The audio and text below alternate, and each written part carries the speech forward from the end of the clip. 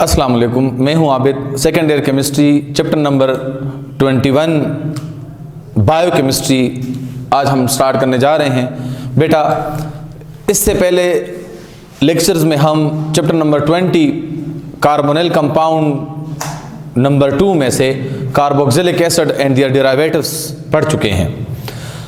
अब हम second year chemistry के चैप्टर नंबर 21 की तरफ जा रहे हैं, जो है बायो केमिस्ट्री। मेडिकल के स्टूडेंट्स ने बायोमॉलिक्यूल फर्स्ट ईयर में पढ़ चुके हैं, वो carbohydrates, vitamins, lipids, enzyme. Engineering के स्टूडेंट्स 9th क्लास के केमिस्ट्री में पढ़ चुके हैं। My dear students, biochemistry is the name indicate. Chemistry हम किसको कहते हैं? What is chemistry? Chemistry is the study of nature of matter,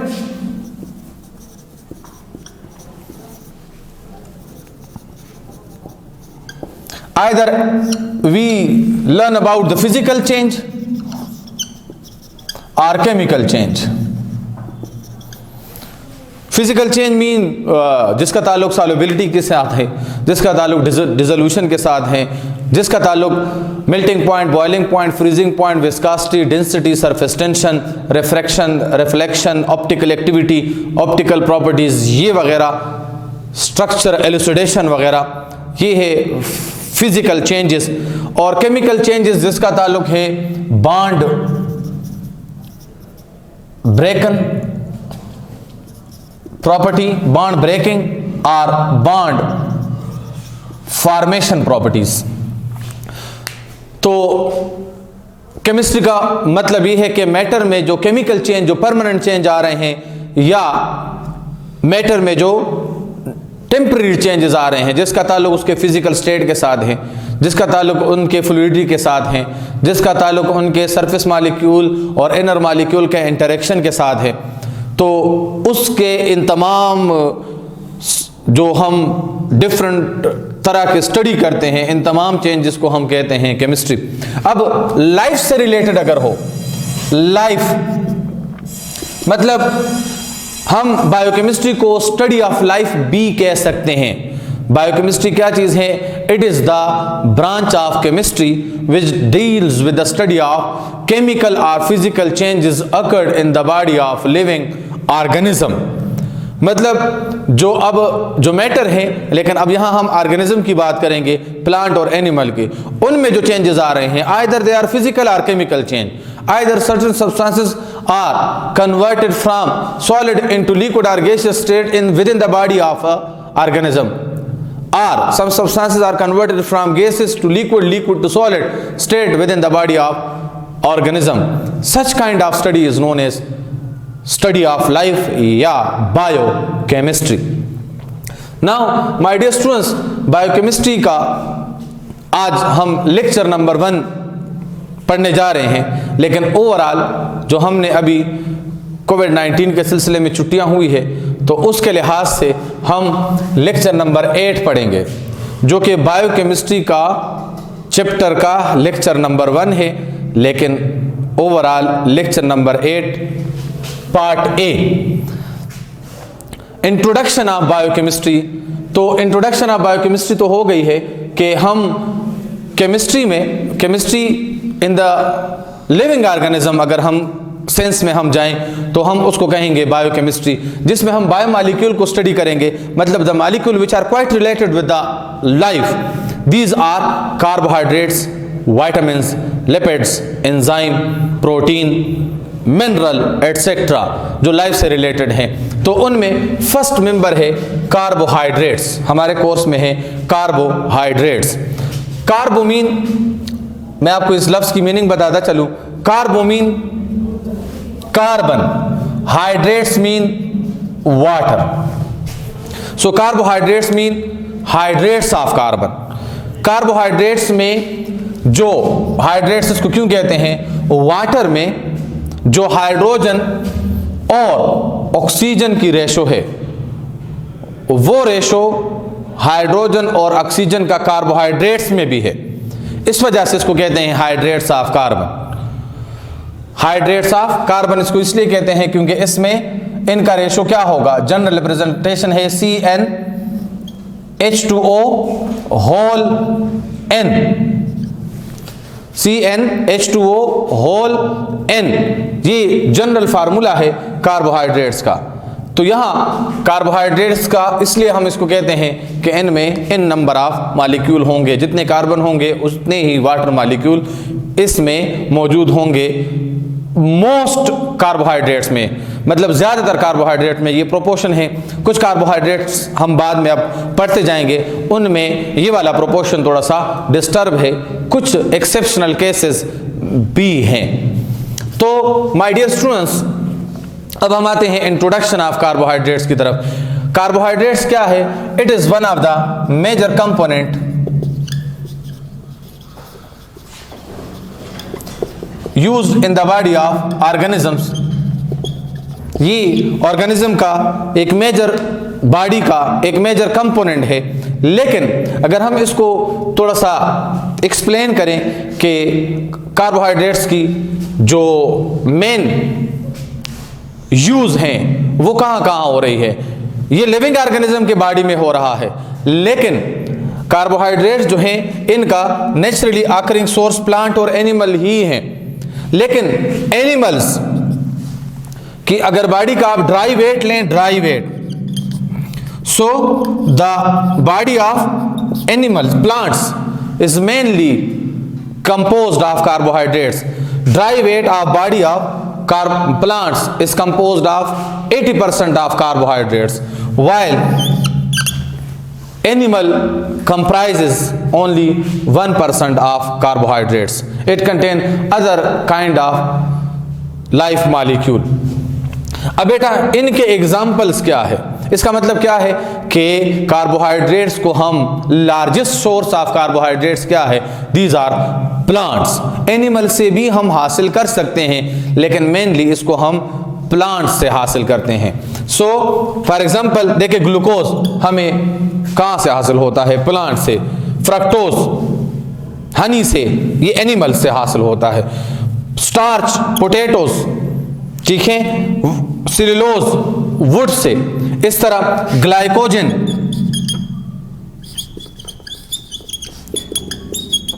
liver में जब हम ग्लूकोज खाते हैं तो उसको हम लिवर में वो कन्वर्ट होता है ग्लूकोज से, किस चीज में? ग्लाइकोजन में, ठीक है। तो ये इनके मेन सोर्सेज हैं। कार्बोहाइड्रेट्स को हम ज्यादातर कहां से हासिल करते हैं? ज्यादातर हम इसको प्लांट से हासिल करते हैं। And about 80% of dry weight of plants, body of plants is composed of carbohydrates. Now MCQs में आता है कि कार्बोहाइड्रेट्स प्लांट्स में कितने हैं? तो प्लांट्स में इसका जो, अगर हम प्लांट्स के बॉडी का ड्राई वेट लें, इनमें से तमाम बाकी वाटर मॉलिक्यूल, बाकी सब्सटेंसेस एलिमिनेट कर लें, तो 80% उनकी बॉडी कार्बोहाइड्रेट्स पर मुश्तमिल होती है। एंड 1% बॉडी ऑफ 1% एनिमल में ये पाया जाता है। नाउ अगर हम देख लें तो प्लांट्स अब इसको यूज कहां करते हैं? प्लांट कार्बोहाइड्रेट्स को यूज करते हैं for energy and supporting material, ठीक है। ये भी एमसीक्यूज में आता है कि प्लांट्स और एनिमल इसको किस लिए इस्तेमाल करते हैं? तो ये इस्तेमाल करते हैं as a source of energy and as a source of supporting medium as well, but animal use it only for energy production.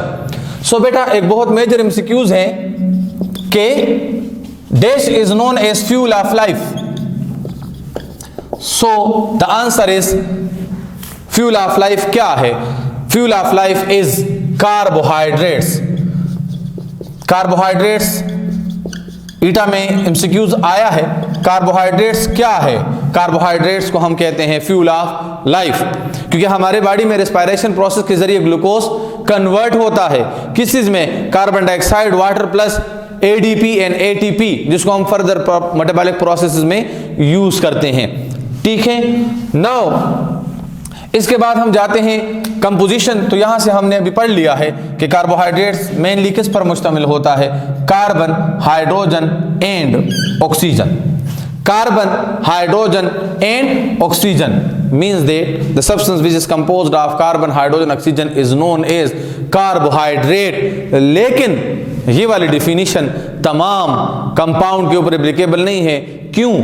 क्योंकि ईस्टर भी कार्बन हाइड्रोजन ऑक्सीजन पर मुश्तमिल है, अल्डिहाइड भी कार्बन हाइड्रोजन ऑक्सीजन पर मुश्तमिल है, कीटोन भी कार्बन हाइड्रोजन ऑक्सीजन पर मुश्तमिल होते हैं, कार्बोक्सिलिक एसिड भी कार्बन हाइड्रोजन ऑक्सीजन पर मुश्तमिल होते हैं, अल्कोहल भी कार्बन हाइड्रोजन ऑक्सीजन पर मुश्तमिल है, फिनोल भी कार्बन हाइड्रोजन ऑक्सीजन पर मुश्तमिल है। तो इसका मतलब क्या है कि इनके दरमियान मोस्ट ऑफ द कार्बोहाइड्रेट्स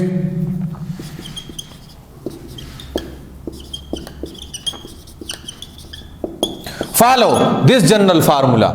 इनका एक जनरल फार्मूला है CnH2O होल n। कार्बोहाइड्रेट्स के लिए जो हम जनरल फार्मूला यूज करते हैं वो क्या है? वो है CnH2O होल n। ठीक है, इस वजह से देख लें कार्बन और H2O का प्रोपोर्शन तकरीबन सेम होगा, तो इसलिए इसको क्या कहते हैं? इसीलिए इसको कहा जाता है हाइड्रेट्स ऑफ कार्बन। ना बेटा एग्जाम्पल इसके वेल नोन एग्जाम्पल ये देख लें ग्लूकोज। तो ग्लूकोज में देखें C6H12O6, अगर आप इसको सिंप्लीफाई कर लें तो इसका रेशो क्या आएगा? 2:1। तो इससे देखें 2:1, तो जितने कार्बन है उतने ही वाटर मॉलिक्यूल इसमें मौजूद होंगे। इसी वजह से हम इसको कहते हैं हाइड्रेट्स ऑफ कार्बन। और डिफाइन हम कहते हैं किस तरह? कंपाउंड। अब यहां पर कुछ एक्सेप्शनल केसेस हैं, कार्बोहाइड्रेट का एक्सेप्शन है। कुछ कंपाउंड ऐसे हैं जिनमें कार्बन हाइड्रोजन ऑक्सीजन है लेकिन वो इस फार्मूले को फॉलो नहीं करते, वो कार्बोहाइड्रेट्स ही हैं लेकिन इस फार्मूले को फॉलो नहीं करते। जिस तरह के डीऑक्सीराइबोस शुगर हैं लेकिन कार्बोहाइड्रेट्स हैं, मगर ये इसका जनरल फार्मूला ये फॉलो नहीं हो रहा। यहां देखें कार्बन N तो 5 है, लेकिन अगर आप इसका प्रोपोर्शन निकालें तो ये 5 वाटर मॉलिक्यूल नहीं होंगे। ठीक है, ये 5 क्योंकि इसका रेशो क्या आएगा? इसका रेशो हाइड्रोजन और ऑक्सीजन का जो रेशो आएगा वो क्या आएगा? वो रेशो आएगा, अगर हम इसको 4 पर डिवाइड कर लें तो 4 2.5:1 आएगा। और कार्बोहाइड्रेट में कार्बन हाइड्रोजन का रेशो क्या होना चाहिए? 2:1 होना चाहिए। ठीक है, ये वाला रेशो होना चाहिए, लेकिन यहां वाटर में यहां पर 2:1 है, कार्बोहाइड्रेट्स में भी 2:1 होनी चाहिए, तो यहां वो रेशो नहीं है। This is the exceptional case of carbohydrates. अब हम इसको कार्बोहाइड्रेट्स क्यों कहते हैं आगे एक्सप्लेन होगा। कुछ ऐसे कंपाउंड है जो इस फार्मूले को फॉलो कर रहे हैं, ये जो फार्मूला है इसको फॉलो कर रहे हैं, मगर these are not carbohydrates. These are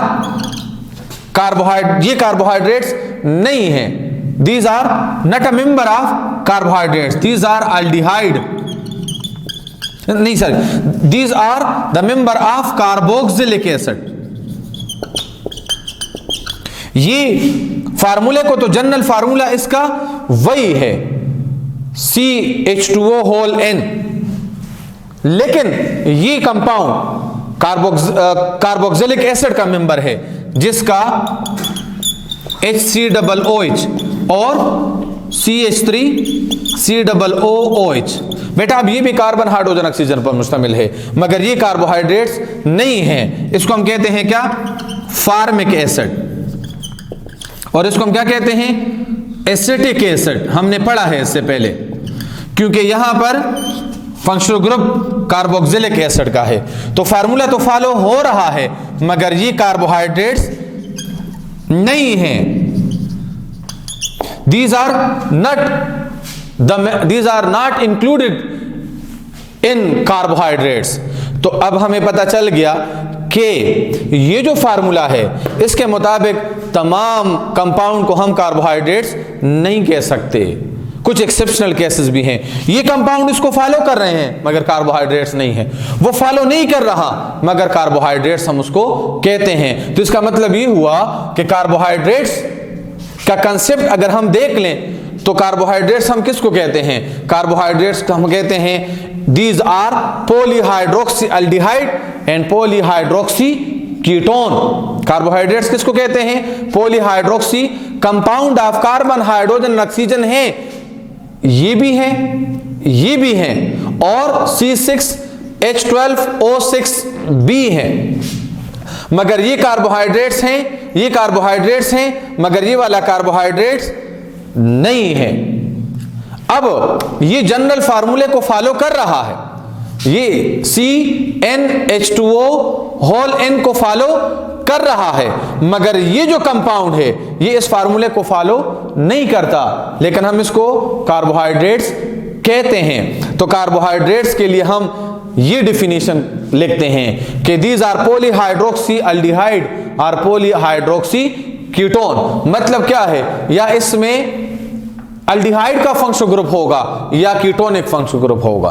these are known as aldose and these are known as ketose. इसको हम कहते हैं ग्लूकोज और इसको हम कहते हैं फ्रक्टोज। फार्मूला दोनों का सेम है, C6H12O6, लेकिन एक में अल्डिहाइड फंक्शनल ग्रुप है और दूसरे में कीटोन फंक्शनल ग्रुप है। यहां 6 कार्बन है, 1 2 3 4 5 6।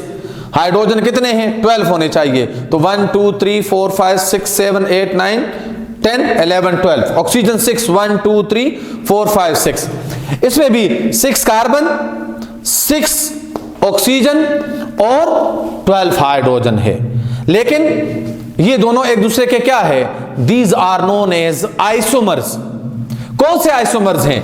Glucose and fructose are which kind of isomers? These are functional group isomers. Molecular formula same है लेकिन फंक्शनल ग्रुप एक दूसरे से डिफरेंट है। इसी तरह तो इसमें देखें पॉलीहाइड्रोक्सी अल्डिहाइड इसको कहते हैं। अल्डिहाइड फंक्शनल ग्रुप है, हाइड्रोक्सिल ग्रुप ज्यादा है, और इसको कहते हैं पॉलीहाइड्रोक्सी कीटोन। इसमें कीटोनिक फंक्शनल ग्रुप है।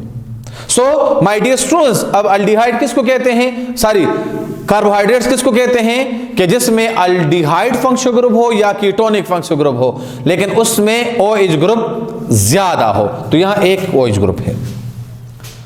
नाउ इसके अलावा जो पेंटोज मैंने फार्मूला लिखवाया है C5H10O4 डीऑक्सीराइबोज, तो इनमें कितने कार्बन होंगे? 5 कार्बन, 1 2 3 4 5।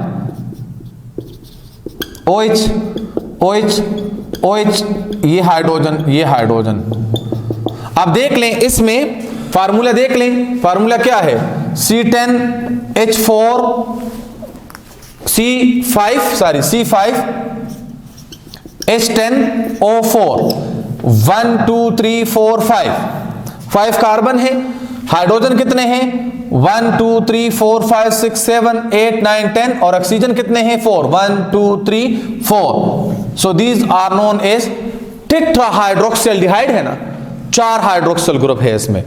तो पॉलीहाइड्रोक्सो, एक से ज्यादा हाइड्रोक्सिल ग्रुप हो गया है तो इसको हम पॉलीहाइड्रोक्सी अल्डिहाइड कह सकते हैं ना। तो बाय डिफिनीशन ये क्या है? बाय डिफिनीशन ये और ये इसको हम क्या कहते हैं? These are known as carbohydrates.